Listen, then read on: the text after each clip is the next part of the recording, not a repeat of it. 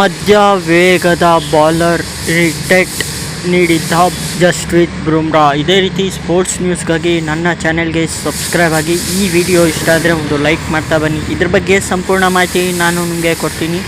ಭಾರತ ಮತ್ತು ಆಸ್ಟ್ರೇಲಿಯಾ ನಡುವಿನ 5ನೇ ಪಂದ್ಯ ಟಾಸ್ ಸರಣಿಯು ನವೆಂಬರ್ 22ರಿಂದ ಶುರುವಾಗಲಿದೆ.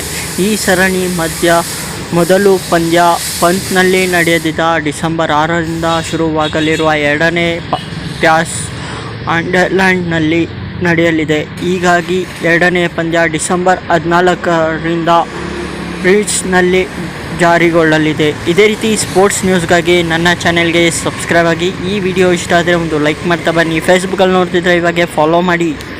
ಭಾರತ ಮತ್ತು ಆಸ್ಟ್ರೇಲಿಯಾ ನಡುವಿನ ಟಾಸ್ ಸರಣಿಯು ಶುಕ್ರವಾರದಿಂದ ನವೆಂಬರ್ 22ರಂದು ಶುರುವಾಗಲಿದೆ. ಈ ಸರಣಿ ನಿಯಮಿತ ಗುರುವಾರ ನಡೆದ ಸುದ್ದಿಗೋಷ್ಠಿಯಲ್ಲಿ ಟೀಮ್ ಇಂಡಿಯಾ ನಾಯಕ ಜಸ್ಪ್ರೀತ್ ಬುಮ್ರಾ ಕಾಣಿಸಿಕೊಂಡಿದ್ದರು. ಈ ವೇಳೆ ಪತ್ರಕರ್ತರೊಬ್ಬರು ಬುಮ್ರಾ ಅವರನ್ನು ಮಧ್ಯಮ ವೇಗಿ ಎಂದು ಸಂಬಂಧಿಸಿದ ಘಟನೆಯೊಂದು ನಡೆದಿದೆ. ಇದೇ ರೀತಿ ಸ್ಪೋರ್ಟ್ಸ್ ನ್ಯೂಸ್ಗಾಗಿ ನನ್ನ ಚಾನೆಲ್ಗೆ ಸಬ್ಸ್ಕ್ರೈಬ್ ಆಗ್ತಾ ಬನ್ನಿ. ಫೇಸ್ಬುಕ್ಕಲ್ಲಿ ನೋಡ್ತಿದ್ರೆ ಇವಾಗೆ ಫಾಲೋ ಮಾಡಿ.